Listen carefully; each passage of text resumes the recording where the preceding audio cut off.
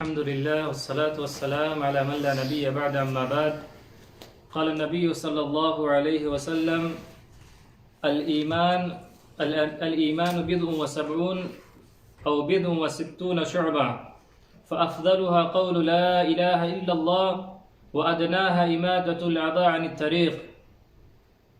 تمام قسم کی تعریف اللہ رب العالمین کے لیے ہے۔ درود و سلام ہو پیارے نبی جناب محمد عربی صلی اللہ علیہ وسلم پر۔ میرے بھائیوں، اللہ رب العالمین نے انسان کو اس دنیا کے اندر پیدا کیا۔ اللہ رب العالمین کی پیدا کی ہوئی یہ مخلوق مختلف صفات کی حامل ہے۔ اللہ رب العالمین نے اس مخلوق کے اندر غصہ بھی رکھا ہے، اس مخلوق کے اندر اللہ رب العالمین نے محبت بھی پیدا کیا ہے۔ یہ مخلوق مختلف صفات کی حامل ہے۔ جہاں اللہ رب العالمین نے اس مخلوق میں غصہ پیدا کیا ہے، وہیں اللہ رب العالمین نے محبت بھی پیدا کیا ہے۔ اللہ رب العالمین نے ایک اور صفت سے اس مخلوق کو متصف کیا ہے جسے حیا کہتے ہیں۔ میرے بھائیو، اللہ رب العالمین نے جو مختلف صفات بندوں کے اندر پیدا کیے ہیں، ان کو کنٹرول میں رکھنے کے لیے، ان کو توازن میں رکھنے کے لیے اللہ رب العالمین نے اصول و قواعد شریعت کی شکل میں نازل فرمائے ہیں۔ میرے بھائیو، آج کے اس درس میں ہمارا موضوع ہوگا حیا کی اہمیت۔ میرے بھائیو، ہمارا دین 4 امور پر قائم ہے: عقائد، عبادات، معاملات، اور چوتھی چیز ہے اخلاق و آداب۔ آج ہم جس موضوع پر خطاب کر رہے ہیں وہ اخلاق و آداب سے متعلق ہے، بلکہ اگر یہ کہا جائے کہ اخلاق و آداب کی بنیاد اور اس کی جڑ سے متعلق ہے تو بیجا نہیں ہوگا۔ میرے بھائی، اللہ کے نبی کریم صلی اللہ علیہ وسلم نے فرمایا کہ ہر دین کا ایک امتیازی خصوصیت ہوتا ہے۔ ہر دین میں حسن اخلاق کی ایسی صفت ہوتی ہے جس صفت کے ذریعے سے وہ دین دوسرے ادیان سے ممتاز ہوتا ہے، جو اس دین کی پہچان ہوتی ہے۔ پیارے نبی کریم صلی اللہ علیہ وسلم نے فرمایا، اِنَّ لِكُلِّ دِينٍ خُلُقًا وَخُلُقُ الْإِسْلَامِ الْحَيَاءُ، کہ ہر دین کی ایک امتیازی صفت ہوتی ہے، اور اس دین کی اہم صفت، حسن اخلاق کی بہترین صفت اس دین کی حیا ہے۔ پیارے نبی کریم صلی اللہ علیہ وسلم نے ایک حدیث کے اندر حیا کو دین ہی قرار دیا ہے۔ صحابہ کرام بیان کرتے ہیں کہ ایک بار ہم نبی کریم صلی اللہ علیہ وسلم کے پاس بیٹھے ہوئے تھے۔ نبی کریم صلی اللہ علیہ وسلم کے سامنے حیا کا تذکرہ ہوا۔ صحابہ کرام نے پوچھا، اللہ کے رسول، کیا حیا دین کا حصہ ہے؟ کیا حیا دین میں سے ہے؟ نبی کریم صلی اللہ علیہ وسلم نے فرمایا، تم حیا کے متعلق سوال کرتے ہو، کیا وہ دین میں سے ہے؟ سنو، بل هو الدین کلہ، کہ حیا تو پورا دین ہی ہے۔ پیارے نبی کریم صلی اللہ علیہ وسلم نے ایک مقام پر فرمایا، الایمان بضع وسبعون او بضع وستون شعبہ۔ نبی کریم نے فرمایا کہ ایمان کے 70 یا ایک روایت کے مطابق 60 سے زیادہ شعبے ہیں۔ اور پھر نبی کریم صلی اللہ علیہ وسلم نے فرمایا، فافضلها قول لا الہ الا اللہ۔ ایمان کے ان 70 یا 60 شعبوں میں سب سے افضل شعبہ یہ ہے کہ آدمی اس بات کی گواہی دے کہ اللہ رب العالمین کے سوا کوئی معبود حقیقی نہیں ہے۔ لا الہ الا اللہ کا اقرار کرنا سب سے افضل شعبہ ہے۔ اللہ رب العالمین کی وحدانیت کی گواہی دینے کے بعد نبی کریم صلی اللہ علیہ وسلم نے فرمایا کہ اس ایمان کا جو 70 یا 60 شعبہ ہے، اس میں سب سے کم ترین شعبہ یہ ہے کہ آدمی راستے سے تکلیف دہ چیز کو ہٹا دے۔ آپ راستے سے گزر رہے ہیں، راستے میں کوئی ایسی چیز دکھے آپ کو جس سے کسی کو تکلیف پہنچ سکتا ہے، جس سے کسی کو نقصان پہنچ سکتا ہے، آپ اس چیز کو راستے سے ہٹا دیں۔ یہ ایمان کا سب سے کم تر حصہ ہے۔ اس کے بعد نبی کریم صلی اللہ علیہ وسلم نے فرمایا، والحیاء شعبۃ من الایمان، اور حیا بھی ایمان کا ایک حصہ ہے۔ میرے بھائیوں، نبی کریم صلی اللہ علیہ وسلم نے جو یہ اہمیت بیان کی حیا کی، ہمیں اس پر غور کرنے کی ضرورت ہے۔ ایک روایت کے اندر آتا ہے کہ نبی کریم صلی اللہ علیہ وسلم ایک راستے سے گزر رہے تھے۔ آپ کا گزر ایسے انصاری صحابی کے پاس سے ہوا جو اپنے بھائی کو اس بات کی نصیحت کر رہا تھا، اپنے بھائی کو حیا کے بارے میں بتا رہا تھا کہ تم بہت شرمیلے ہو، تم بہت زیادہ شرم کرتے ہو، تمہارے اندر حیا بہت زیادہ ہے، تم حیا کی وجہ سے بہت سارا کام نہیں کر پاتے ہو، تم یہ حیا کرنا چھوڑ دو۔ نبی کریم صلی اللہ علیہ وسلم نے اس صحابی کو کہا دعہ فإن الحیاء من الایمان، کہ اسے چھوڑ دو، اسے چھوڑ دو، کیونکہ حیا یہ ایمان کا حصہ ہے۔ پیارے نبی کریم صلی اللہ علیہ وسلم نے اس صحابی کو بتایا۔ آج بھی ہم بہت سارے لوگ ہمارے اندر ایسے ہوتے ہیں جن کے اندر حیا بہت زیادہ ہوتی ہے، شرم بہت زیادہ ہوتی ہے، وہ شرم کی وجہ سے بہت سارے کام نہیں کر پاتے ہیں، ہم اسے برا سمجھتے ہیں، ہم اسے سمجھانے کی کوشش کرتے ہیں۔ پیارے نبی کریم صلی اللہ علیہ وسلم کا یہ فرمان ہمارے سامنے ہونا چاہیے۔ میرے بھائیو، ایک سوال یہاں پیدا ہوتا ہے کہ اگر آپ سے کوئی پوچھے یا آپ سے کہے کہ آپ کے اندر ایمان نہیں ہے، آپ کو کیسا لگے گا؟ یقیناً آپ کو تکلیف ہوگی، آپ کو برا محسوس ہوگا، آپ ناراضگی کا اظہار کریں گے۔ کیوں؟ کیونکہ اس نے آپ کے اندر سے ایک ایسے صفت کا انکار کیا ہے جو آپ کی زندگی کا مقصد ہے۔ اس نے آپ کے اندر ایک ایسے صفت کا انکار کیا ہے جس کے لیے اللہ رب العالمین نے آپ کو پیدا کیا ہے، ایک ایسے صفت کا انکار کیا کہ جس کے ذریعے سے آپ جنت میں جا سکتے ہیں، جس کے ذریعے سے ہی آپ جنت میں جائیں گے، اور ایک ایسی صفت کا اس نے انکار کیا ہے جس کے بغیر آپ کے اعمال کا کچھ مطلب ہی حاصل نہیں ہونے والا ہے۔ یقیناً آپ اس سے ناراض ہوں گے۔ میرے بھائیو، حیا کا معاملہ کیا ہے؟ نبی کریم صلی اللہ علیہ وسلم سے سنیے۔ پیارے نبی کریم صلی اللہ علیہ وسلم کہتے ہیں کہ الحیاء والایمان قرنا جمیعا، حیا اور ایمان دونوں اکٹھا رہتے ہیں، دونوں ایک ساتھ رہتے ہیں۔ فاذا رفع احدهما رفع الاخر، اگر ان میں سے ایک اٹھا لیا جائے، ایک ختم کر دیا جائے تو اس کے بعد دوسرا ختم ہو جائے گا۔ کیا مطلب ہے میرے بھائیو؟ مطلب یہی ہے کہ اگر حیا ہے تو ایمان ہے، اگر حیا نہیں تو ایمان نہیں، اگر ایمان ہے تو حیا ہے، اگر ایمان نہیں تو حیا نہیں، دونوں ایک دوسرے کے ساتھ لازم اور ملزوم ہے۔ اس لیے میرے بھائیوں، ہمیں سوچنے کی ضرورت ہے، غور کرنے کی ضرورت ہے پیارے نبی کریم صلی اللہ علیہ وسلم کی اس حدیث پر کہ پیارے نبی کریم صلی اللہ علیہ وسلم نے اس کے ایمان کا انکار کیا ہے جس کے اندر حیا موجود نہ ہو۔ اس لیے میرے بھائیوں، ہمیں حیا کے بارے میں بہت ہی محتاط رہنے کی ضرورت ہے۔ اور میرے بھائیوں، ایک سوال اور یہاں پیدا ہوتا ہے کہ حیا کسے کہتے ہیں؟ حیا کیا چیز ہے؟ میرے بھائیوں، علماء کرام اس کی تعریف یوں بیان کرتے ہیں کہ حیا حسن اخلاق کی ایک ایسی صفت ہے جو انسان کو برے اور گھٹیا کاموں سے، بری اور گھٹیا باتوں سے روک کر اللہ رب العالمین کی اطاعت و فرما برداری پر ابھارتی ہیں، اچھے اخلاق، اچھے اعمال، اچھے اقوال پر ابھارتی ہیں۔ حیا ایک ایسی حسن صفت کا نام ہے میرے بھائیوں۔ اور میں آپ کو بتاتا چلوں کہ حیا کی دو قسمیں ہیں۔ ایک فطری حیا جو انسان کے اندر، سارے انسانوں میں پیدائشی طور پہ ہوتا ہے، سارے انسانوں کے اندر وہ حیا پائی جاتی ہے، اور ایک ایمانی حیا ہے۔ ایمانی حیا کیا ہے میں آگے آپ لوگ کو بتلاؤں گا، لیکن میرے بھائیوں پہلے ہم فطری حیا کو دیکھتے ہیں۔ فطری حیا کیا چیز ہے؟ میرے بھائیوں، فطری حیا یہ ہر انسان کے اندر ہوتی ہے۔ اللہ رب العالمین نے یہ انسان کی فطرت میں رکھ دیا ہے، اور اس کی سب سے بڑی دلیل میرے بھائیوں حضرت آدم اور حوا علیہ السلام کا جنت سے نکالے جانے کے وقت کا واقعہ ہے۔ ہم سب جانتے ہیں اللہ رب العالمین نے آدم علیہ السلام کو پیدا کیا، ان کی پسلی سے حضرت حوا علیہ السلام کو پیدا کیا، دونوں کو جنت کے اندر داخل کر دیا اور حکم دیا کہ جنت میں جہاں سیر کرو تمہاری مرضی، جنت کے پھلوں کو کھاؤ، جنت میں مزے کرو، لیکن خیال رکھنا کہ اس درخت کے قریب بھی نہیں جانا، اس درخت کا پھل نہیں کھانا۔ لیکن شیطان، جس نے اللہ رب العالمین سے یہ عہد لیا تھا، اللہ رب العالمین سے یہ وعدہ کیا تھا کہ میں قیامت تک تیرے بندوں کو گمراہ کرتا رہوں گا، اللہ رب العالمین نے اسے مہلت بھی دی تھی۔ اس نے اپنی شاطرانہ چال سے، اپنی سازشوں سے حضرت حوا، حضرت آدم علیہ السلام کو بہلایا، پھسلایا، انہیں ورگلایا، اور نتیجہ یہ نکلا کہ انہوں نے اللہ رب العالمین کی منع کی ہوئے درخت سے پھل کو کھا لیا۔ پھر کیا ہوا؟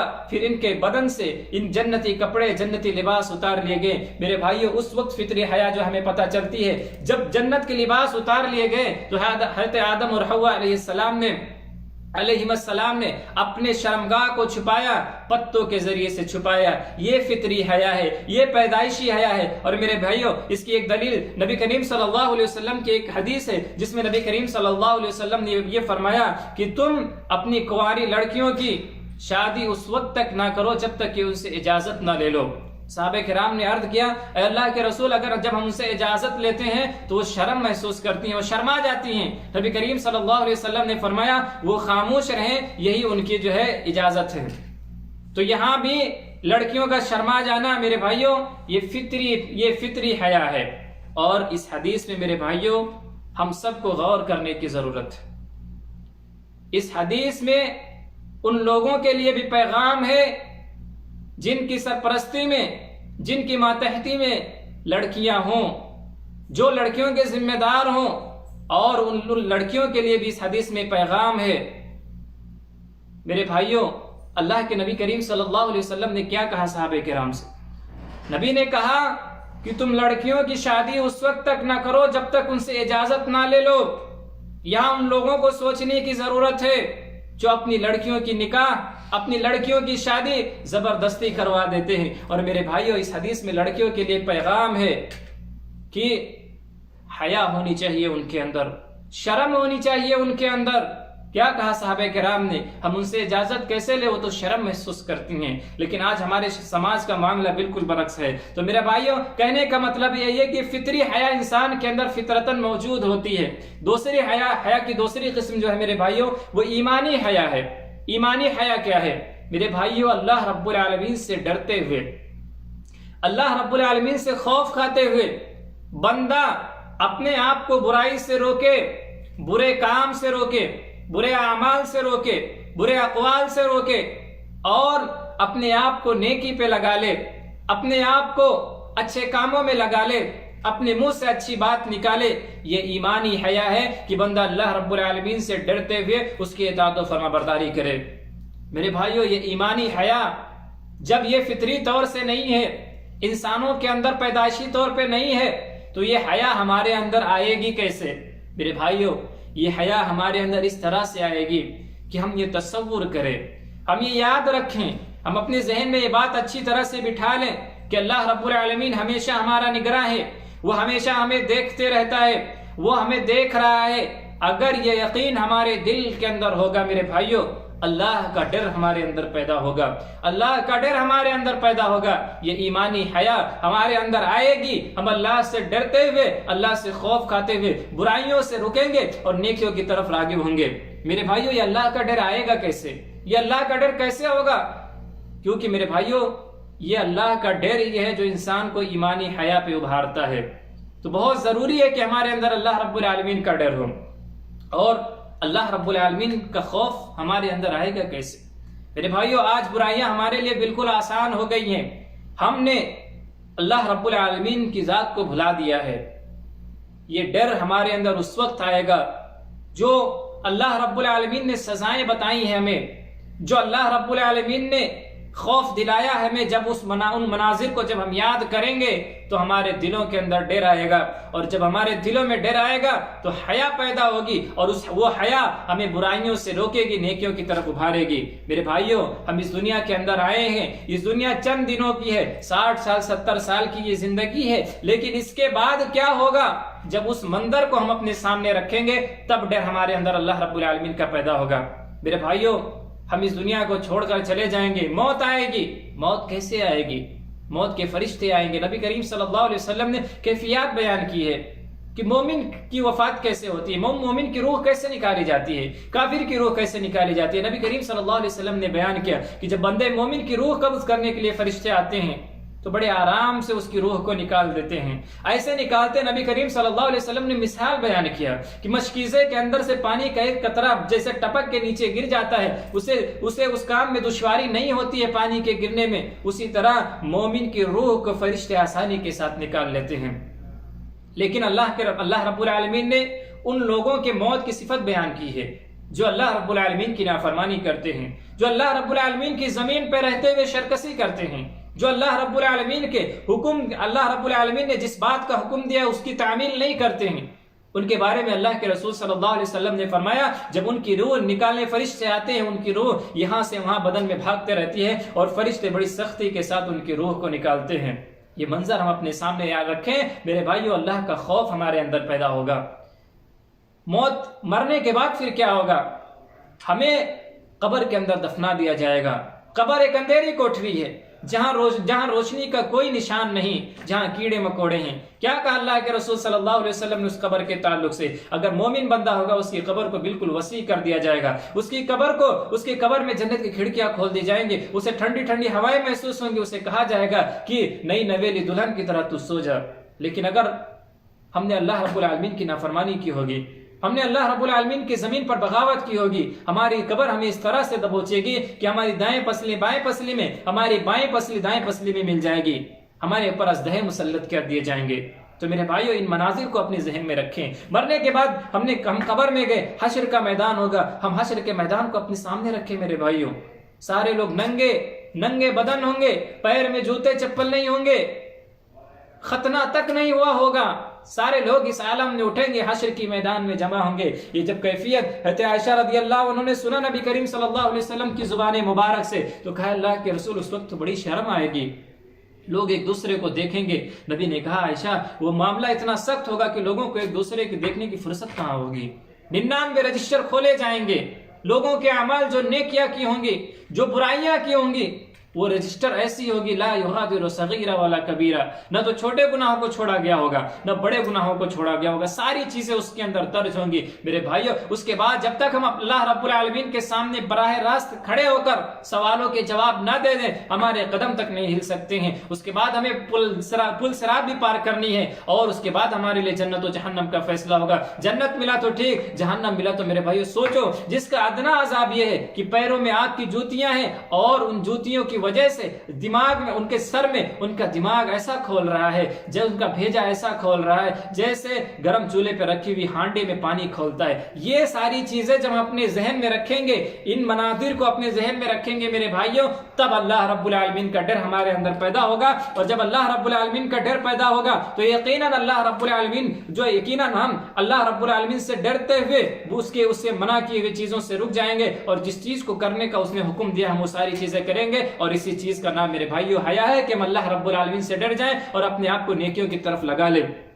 میرے بھائیو، ہمیں اللہ رب العالمین سے حیا کرنی چاہیے، ہمیں اس صفت کو اپنے اندر لازم کر لینا چاہیے۔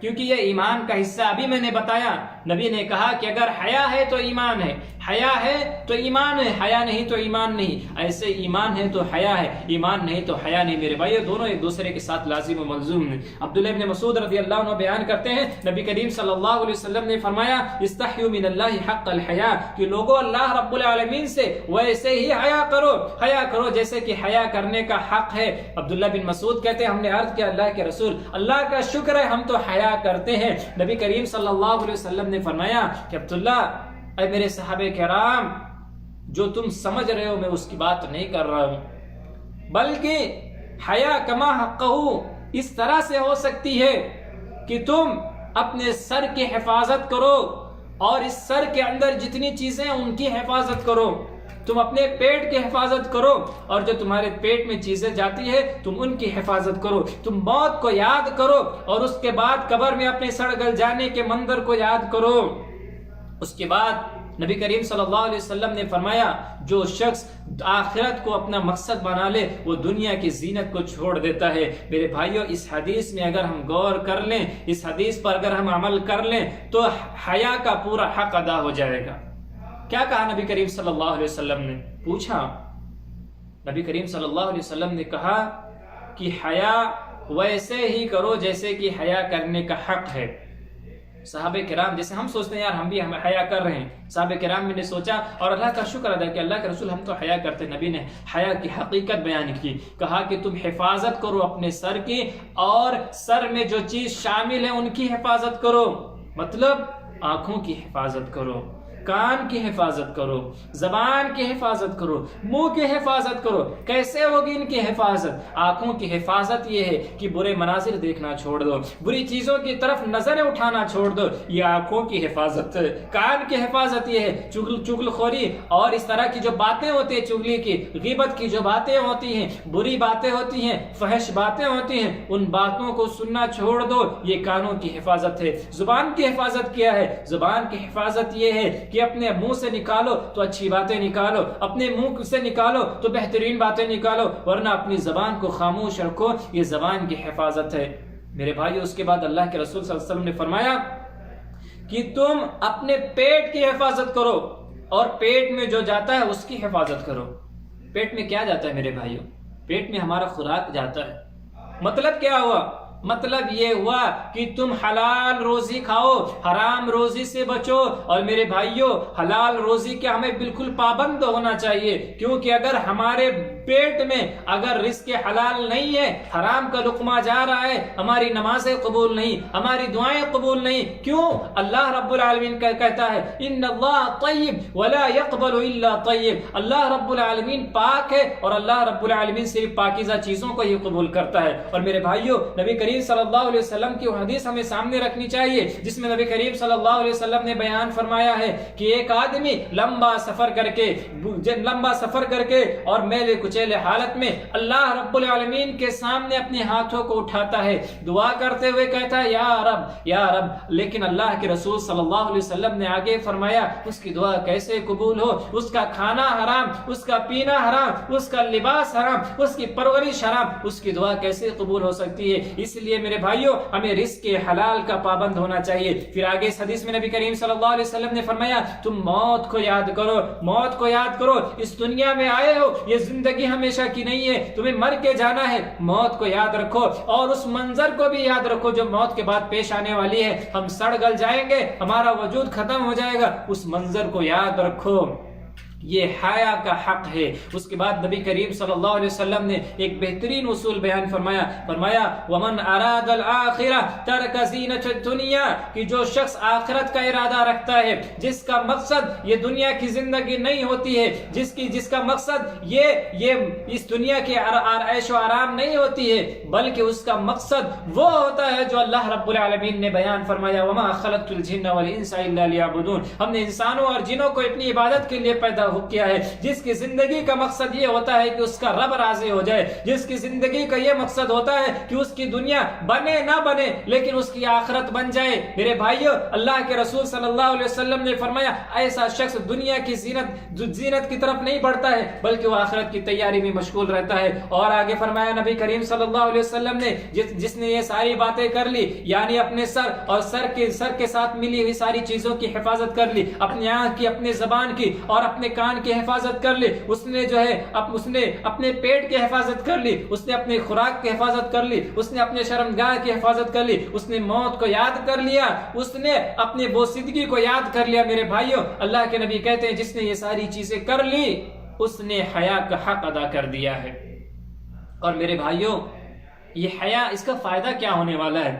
کیونکہ ہم انسانوں کی فطرت ہے، چیزوں کو اس وقت تک قبول نہیں کرتے ہیں جب تک کہ اس کے اندر فائدہ نظر نہ آئے۔ اور میرے بھائیوں حیا کا معاملہ یہ ہے کہ نبی کریم صلی اللہ علیہ وسلم فرماتے ہیں الحیاء لا یأتی الا الخیر، کہ حیا تو صرف بھلائی ہی لے کے آتی ہے، صرف خیر لے کے آتی ہے۔ اگر ہمارے اندر حیا ہے یقین رکھو میرے بھائیوں یہ حیا ہمیں اچھائی کی طرف ہی لے کے جائے گی، اس کی وجہ سے اچھی چیزیں ہی ہمارے قریب آئیں گی۔ اور میرے بھائیوں نبی کریم صلی اللہ علیہ وسلم نے فرمایا کسی بھی شخص کے اندر حیا ہو، وہ حیا اس کو جو ہے زینت بخشتی ہے، وہ حیا اسے زینت عطا کرتی ہے، لیکن اگر حیا نہ ہو تو اسے برباد کر دیتی ہے، اسے خراب کر دیتی ہے۔ اگر اس کے اندر حیا کی بجائے فحش ہے تو اسے برباد کر دیتی ہے۔ اور میرے بھائیوں ایک سوال میں آپ سے پوچھنا چاہتا ہوں، اگر آدمی کوئی کہے آپ سے کہ کوئی بہت بڑا آدمی آپ سے محبت کرتا ہے، وہ آپ کی اس ادا کو کسی ادا کے بارے میں کہے کہ وہ آپ کی اس ادا کو پسند کرتا ہے،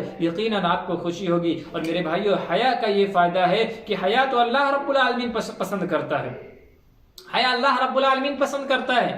میرے بھائیوں نبی کریم صلی اللہ علیہ وسلم کی حدیث ہے، اشد بن عبد القیس اور وہ اپنے ساتھیوں کے ساتھ نبی کے پاس آئے، صحابہ کرام کی چاہت تھی، صحابہ کرام کی طلب تھی، مدینہ میں پہنچ کر انہوں نے اپنی سواریوں کو چھوڑا اور بھاگتے ہوئے رسول اللہ صلی اللہ علیہ وسلم کے پاس پہنچ گئے۔ لیکن اشد بن عبد القیس یہ اپنی سواری سے اترے، انہوں نے اپنی سواری کو باندھا، اپنے کپڑے درست کیے، اس کے بعد سکینت و وقار کے ساتھ اللہ رب العالمین کے اللہ کے رسول کی خدمت میں حاضر ہوئے۔ پیارے نبی کریم صلی اللہ علیہ وسلم نے جب اس وقار اور سکینت کو دیکھا کہا کہ اے اشد تمہارے اندر دو صفتیں ایسی ہیں جو اللہ رب العالمین کو بہت پسند ہے۔ پوچھا اللہ کے رسول وہ کیا ہے؟ کہا کہ تم بردبار ہو اور تمہارے اندر حیا ہے. یہ حیا اللہ رب العالمین کو بہت پسند ہے. اور میرے بھائیو یہ یقین رکھو کہ اگر حیا آپ کے اندر ہے، اللہ رب العالمین نے آپ کو پسند کیا، آپ کی صفت کو پسند کیا، اور اللہ رب العالمین نے جب آپ کی صفت کو پسند کیا، آپ اللہ کی نظروں میں محترم ہو گئے،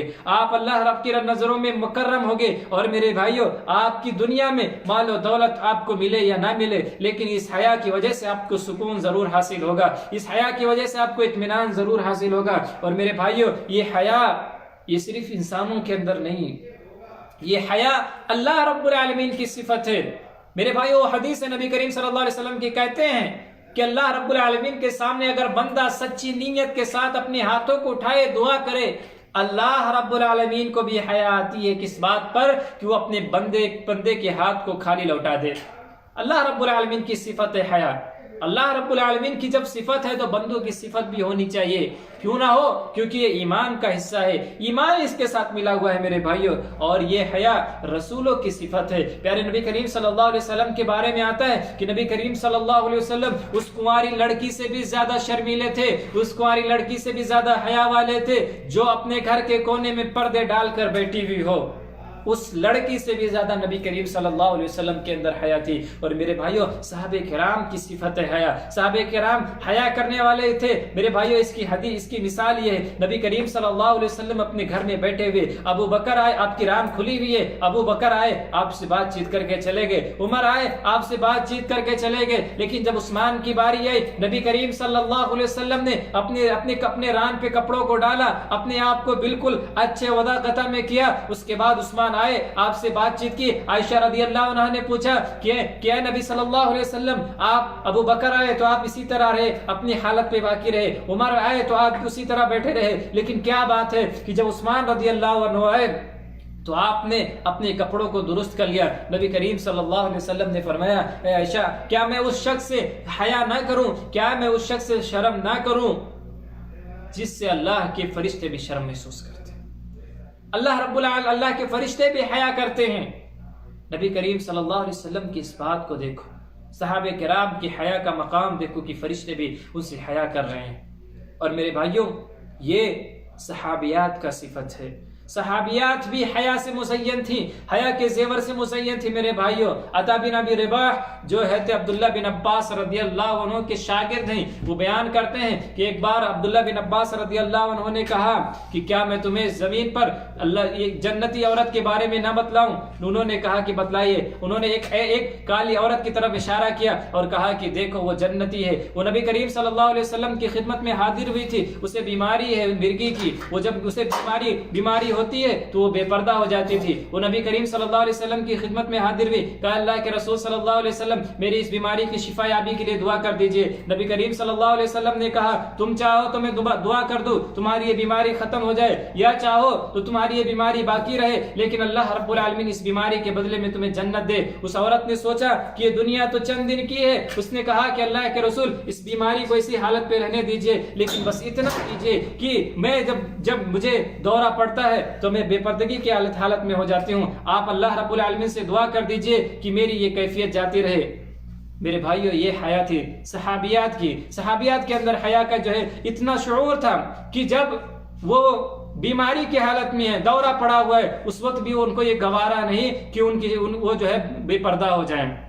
تو میرے بھائیو یہ حیا یہ اللہ رب العالمین کی صفت ہے، یہ نبیوں کی صفت ہے، یہ صحابہ کرام کی صفت ہے، یہ صحابیات کی صفت ہے. اور میرے بھائیو سب سے بڑی چیز یہ ہماری ایمان کا حصہ ہے، ہمارا ایمان اس کے ساتھ ملا ہوا ہے. لہٰذا ہمیں بھی اس صفت سے متصف ہونا ضروری ہے، کیونکہ اگر یہ حیا ہمارے اندر نہیں ہوگی تو ہماری ایمان یہ تو ختم ہو جائے گی یا ہماری ایمان ناقص ہو جائے گی. تو میرے بھائیو ہمیں چاہیے کہ ہم اپنے اندر اس صفت کو پیدا کریں. اللہ رب العالمین سے دعا کرتے ہیں کہ اللہ رب العالمین ہمیں بھی اس صفت سے متصف فرما. اللہ رب العالمین ہمیں بھی تو ہمارے اندر بھی ڈر پیدا ہو تاکہ ہم تجھ سے ڈر کے اپنے اندر حیا پیدا کرے اور جن کاموں کا تو نے حکم دیا ہے ان کاموں کو کرے اور جن سے تو نے منع کیا ہے ان سے رک جائیں. اللہ رب العالمین جب تک تو ہمیں دنیا میں زندہ رکھ، دین اسلام پر زندہ رکھ، اور جب ہمارا خاتمہ ہو تو ایمان پر ہو. آمین. تقبل یا رب العالمین. والسلام علیکم ورحمۃ اللہ وبرکاتہ.